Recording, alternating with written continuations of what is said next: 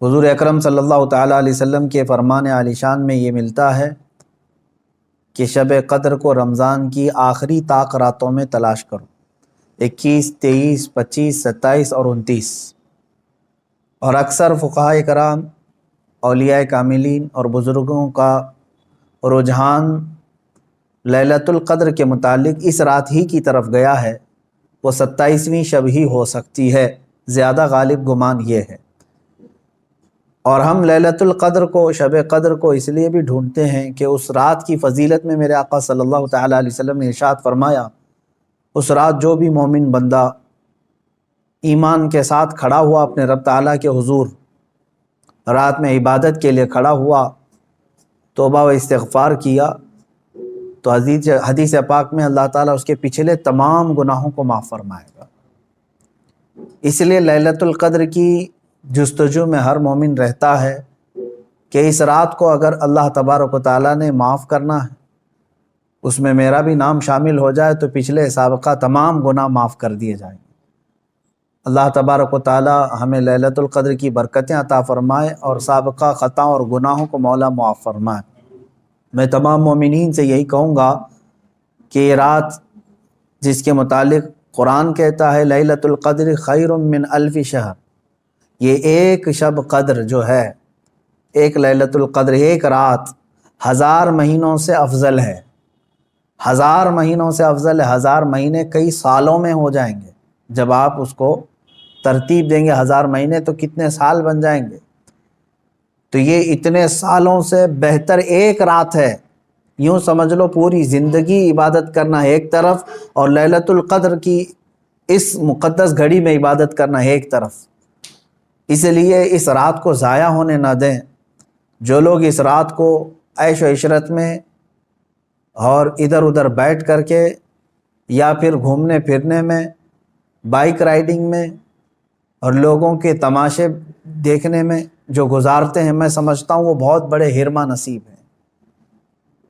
انہوں نے اپنی قسمت میں ملی ہوئی اس رات کو اپنے ہاتھوں ضائع کیا، ہلاک کیا۔ اور اسی لیے میرے آقا صلی اللہ تعالیٰ علیہ وسلم کی حدیث بھی ملتی ہے، وہ شخص تباہ و برباد ہو جائے، ہلاک ہو جائے جو رمضان کو پایا مگر اس کی قدر نہیں کیا۔ اب حضور پاک صلی اللہ تعالیٰ علیہ وسلم نے اس کے لیے دعائے ہلاکت فرمائی ہے، تو ایسا بندہ تو ہلاک ہونا ہی ہے، ایسے کو تو برباد ہونا ہی ہے جو رمضان پایا لیکن اس کی قدر نہیں کر سکا۔ تو میرے عزیزو، میں تمام نوجوانوں سے یہی کہوں گا، تمہارے لیے کھیلنے کودنے اور دوسرے کاموں کے لیے اور بھی بہت سارے اوقات ہیں، لیکن اس پاکیزہ وقت کو اس طرح ضائع نہ کرو۔ اور جو دیکھنے میں ملتا ہے، اس رات کو لوگ دوست احباب کے ساتھ نکل پڑتے ہیں، چلو عیش و عشرت کرنا ہے، کچھ گھومنا ہے پھرنا ہے، لوگوں کو پریشان کرنا ہے۔ اب تو حالات لاک ڈاؤن کے ہیں، باہر اگرچہ جانے نہ ملے مگر اپنے نوجوان بچے اپنے ہی محلے میں لوگوں کو، پولیس کو پریشان کرنے کے لیے نکلتے ہیں۔ تو کیا یہ رات اس طرح کے عیاشیوں کے لیے آتی ہے؟ کیا تم اس کو اوروں کی طرح، غیروں کی طرح سمجھتے ہو کہ انٹرٹینمنٹ کی ایک رات ہے، دوسروں کے تہواروں کی طرح رقص کرنا، ناچنا، شراب پینا، معاذ اللہ؟ یہ وہ رات ہے جو تمہارے سابقہ گناہوں کو معاف کرنے کی بشارت لے کر کے آ رہی ہے۔ تم اس کی طرف توجہ نہیں دیتے، تو پھر ایک بات یہ بھی یاد رکھ لو، تم میں سے کسی کو یہ بات خبر نہیں ہے، کسی کو معلوم نہیں ہے کہ اگلا رمضان تمہاری زندگی میں آئے گا کہ نہیں آئے گا، نہیں معلوم ہے۔ یہاں تو لاشیں اس طرح سے دیکھنے کو مل رہی ہیں، روزانہ موت کی خبریں اس طرح عام ہو چکی ہے۔ تو آپ اندازہ کرو کہ اگر آپ کو اللہ تعالیٰ نے یہ رات عطا کیا ہے تو یہی سوچ کر کے کہ آپ عبادت کرو کہ شاید میری زندگی کی آخری رات ہوگی، یہ لیلۃ القدر شاید میری زندگی میں دوبارہ نہیں ملے گی۔ جب یہ تصور تمہارے اندر آئے گا تو انشاءاللہ عبادت کا ایک ذوق بھی بڑھ جائے گا، لطف بھی آئے گا، اور اللہ تعالیٰ سے گڑ گڑا کر کے مانگو گے بھی، اس طرح سے مانگو کہ مولا اگر یہ میری زندگی کی آخری شب قدر ہے تو اس رات کو بخشے بغیر مجھے اپنی جگہ سے نہ اٹھا، میرا نام بخشے وہ میں شمار فرما۔ جیسے کہ حضور پاک صلی اللہ تعالیٰ علیہ وسلم مکہ مکرمہ حاضر ہوئے اور جب واپس ہونے لگے تو خانہ کعبہ کے پاس آپ نے یوں دعا فرمائی تھی کہ اے اللہ اگر یہ میری آخری زیارت ہے خانہ کعبہ کے پاس تو پھر یہاں سے مولا ہم سب کی مغفرت کے بغیر ہمیں باہر نہ فرما۔ تو اس طرح سے آپ اس رات کو بھی یہ سمجھ کر کے دعا کریں کہ اگر میری زندگی میں اور دوبارہ رمضان آنا نہیں ہے یا لیلۃ القدر آنے کا ہماری زندگی میں کوئی نصیبہ نہیں ہے تو مولا اس رات کو ہی ہمیں معاف فرما دے اور اس کے بعد والی زندگی کو کبیرہ اور صغیرہ گناہوں سے محفوظ فرما دے۔ یہ لیلۃ القدر کے سلسلے میں میرے عزیزو عبادتوں کا اہتمام کریں۔ عورتیں اپنے گھروں میں بچوں کو بھی لے کر بچیوں کو بھی لے کر بیٹھیں۔ صرف جاگنا اصل مسئلہ نہیں ہے۔ بعض لوگ سمجھتے ہیں کہ جاگنا چاہیے، جاگنے کا مطلب موبائل لے کر بیٹھ کر کے جاگنا، یہ فضیلت کی بات ہے۔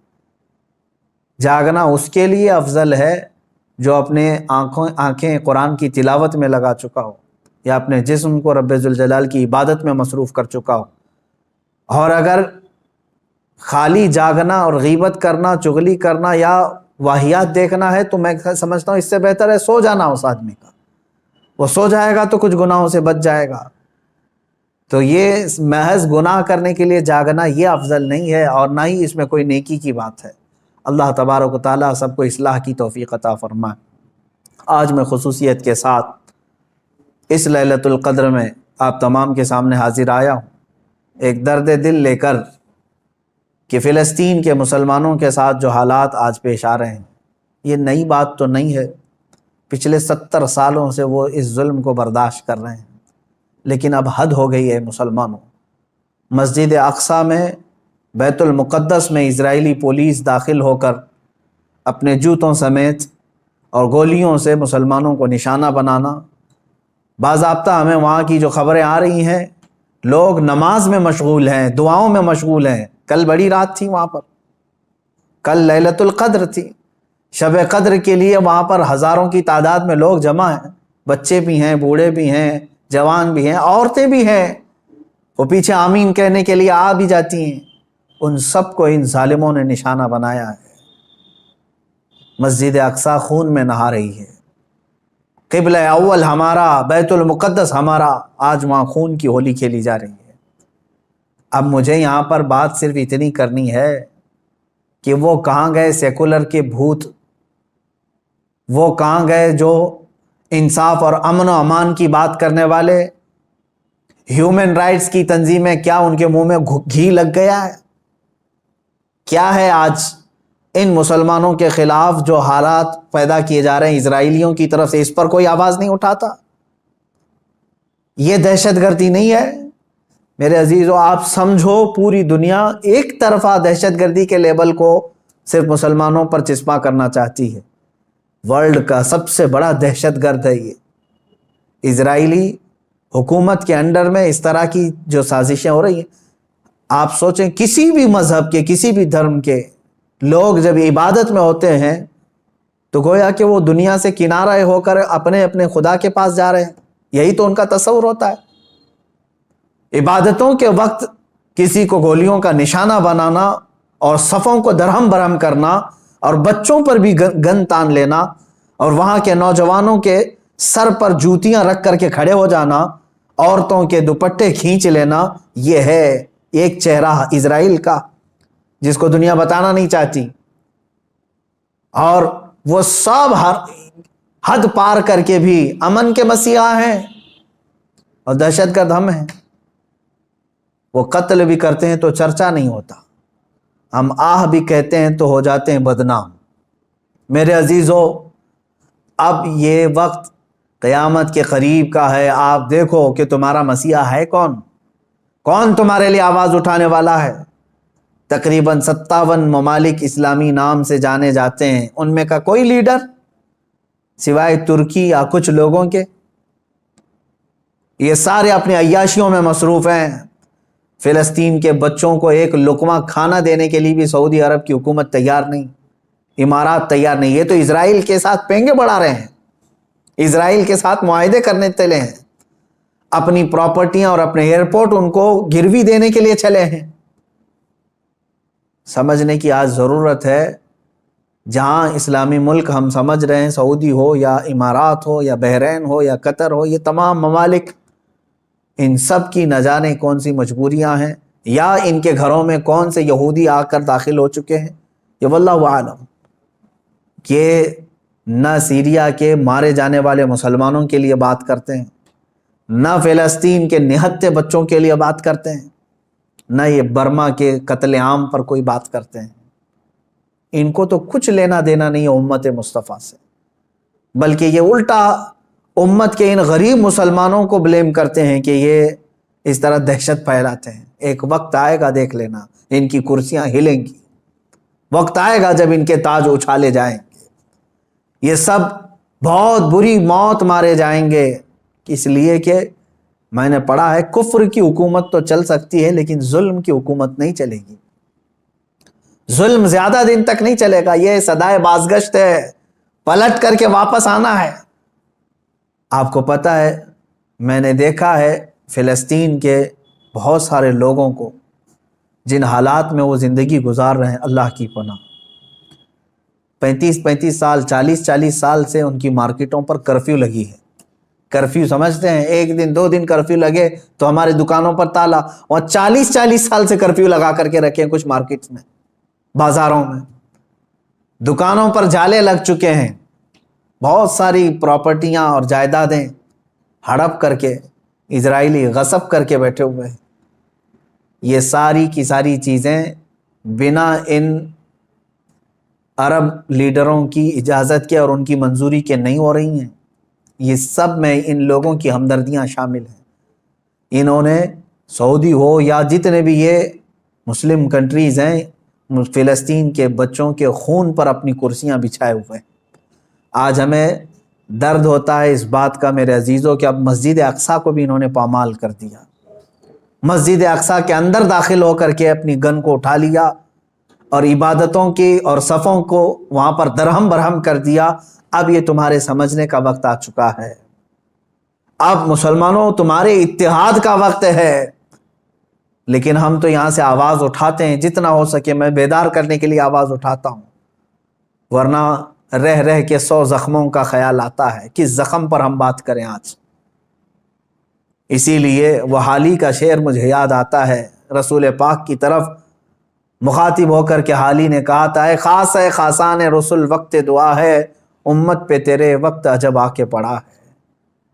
آج یہی حال تو ہے امت پر، ایسے حالات کہ ہماری بہنیں بہت چیخ رہی ہیں اپنی عزت کے لٹنے پر، ہماری ماؤں کو بے آبرو کیا جا رہا ہے، لیکن ان کی مدد کے لیے اٹھنے والا کوئی شہسوار نظر نہیں آتا۔ مشرق سے مغرب تک، شمال سے جنوب تک ایک چپی اور ایک خاموشی ہے، ایک ایسا سنسان ماحول ہے کہ سب اپنوں میں اور اپنے آپ میں مست ہیں۔ تمہیں معلوم ہے آج ہم افطاری کے لیے بیٹھتے ہیں تو بڑی بڑی نعمتیں کھا لیتے ہیں، ان بچوں کا کیا ہوتا ہے جن کی افطاری کے وقت ان کے باپ اور ماں کی لاشیں سامنے رکھی رہتی ہیں؟ رمضان المبارک ان کا ہر سال اس طرح سے خون میں نہلا دیا جاتا ہے، یہ کون سا انصاف ہے؟ یہ امریکہ جو ہیومن رائٹس کی بات کرتا ہے، دنیا کو انصاف اور جمہوریت دینے کا علم بردار کہلاتا ہے، یہ سب کے سب ان فلسطینیوں کے قتل عام پر خاموشی اختیار کیے ہوں۔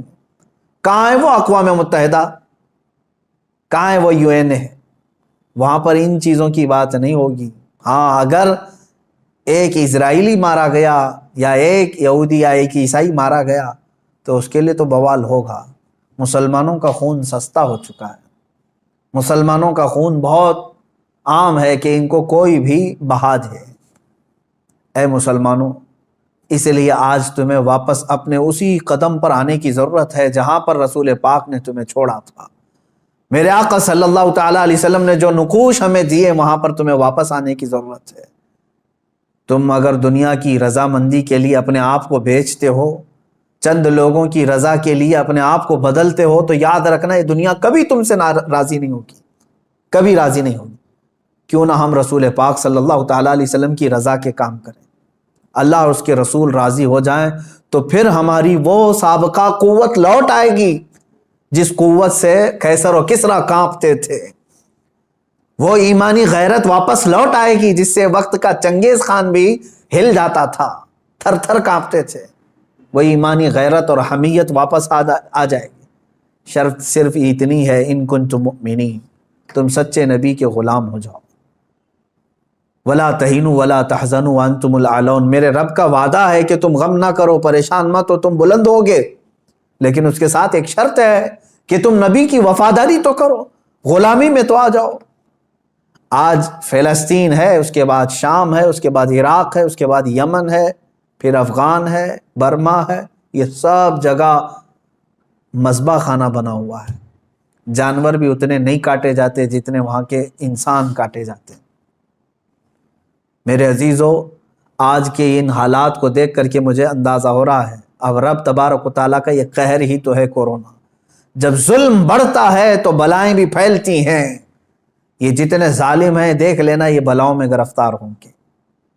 آج یہ جو حالات پیدا ہوئے ہیں، کثرت سے یہ بیماری کا پھیل جانا اور کثرت سے موتوں کا ہو جانا، آپ کیا سمجھتے ہیں؟ یہ بھی ایک اللہ تعالیٰ کے غضب کی نشانی ہے، یہ اس کے قہر کی نشانی ہے۔ تمہارے پاس لاکھوں کروڑوں بھی ہوں گے، تم بچ نہیں پاؤ گے اس کی پکڑ سے۔ ظلم سے باز آ جاؤ۔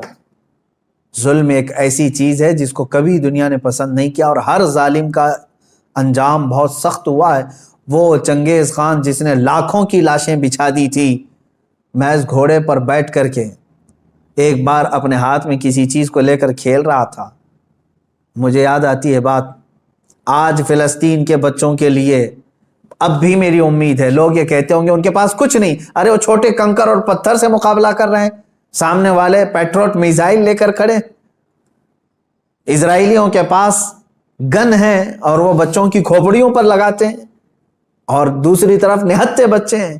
لیکن مجھے پھر بھی میرے رب تعالیٰ کی ذات سے یقین ہے، امید نہیں، یقین ہے کہ وہ مولا کریم جس وقت حالات بدلتا ہے تو پھر ان یہودیوں کو دیکھ لینا، ان کو سر چھپانے کے لیے نہ کوئی پتھر ملے گا نہ کوئی درخت ملے گا۔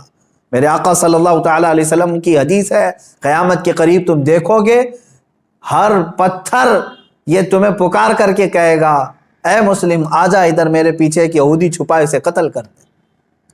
یہ حدیث پاک میں ہے۔ یہ مارے جائیں گے، ان کا بھی انجام برا ہوگا، سخت ہوگا۔ یہ ظلم کا جو ننگا ناچ ناچ رہے، ان کو کیا لگتا ہے کہ ہمیشہ ہی رہیں گے؟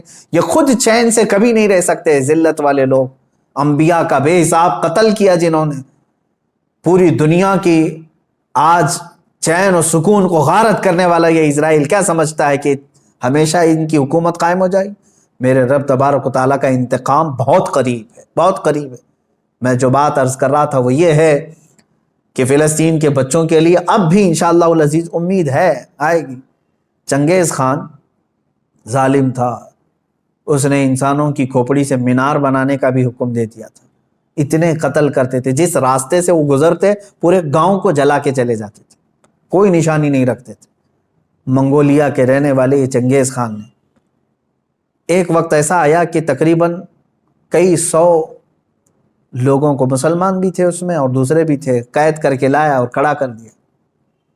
قتل عام کا حکم تھا، 3 صفیں لگی ہوئی تھی، اس میں علماء تھے اکثر، ایک بڑی عمر کے بزرگ بھی اس میں کھڑے تھے، وہ پہلی صف میں تھے۔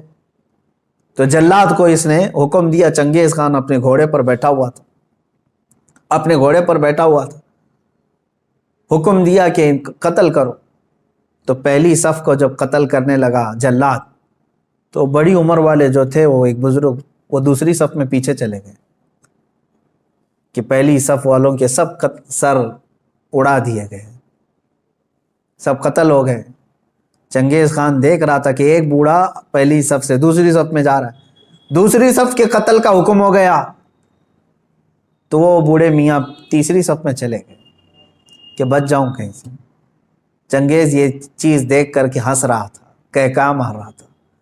دوسری صف کے بھی پورے لوگ قتل ہو گئے، تیسری صف جب بچی تھی، تب چنگیز خان نے اس بوڑھے کو مخاطب کر کے کہا، بڑے میاں یہ آخری ہے، پہلی سے تم دوسری میں آ گئے، دوسری سے تیسری میں آ گئے، میں دیکھ رہا ہوں مسلسل تم کو، اب پیچھے کوئی صف نہیں، آگے میری تلوار ہے، بتاؤ اب کہاں جاؤ گے، اب کون بچائے گا؟ اس بزرگ نے کہا، میرے رب کی ذات سے اب بھی مجھے امید ہے، میرے اللہ سے مجھے اب بھی امید ہے، وہ اگر چاہے تو اب بھی مجھے بچائے گا۔ کہا کہ اب کوئی صورت ہی نہیں ہے تمہارے بچنے کی، قتل عام کا حکم تھا، تیسری صف کے لوگوں کو قتل کرنے کا آرڈر دیا ہی تھا۔ اچانک وہ کوئی چیز لے کر کے اپنے ہاتھ میں کھیل رہا تھا چنگیز خان، اس کے ہاتھ سے وہ گر گئی۔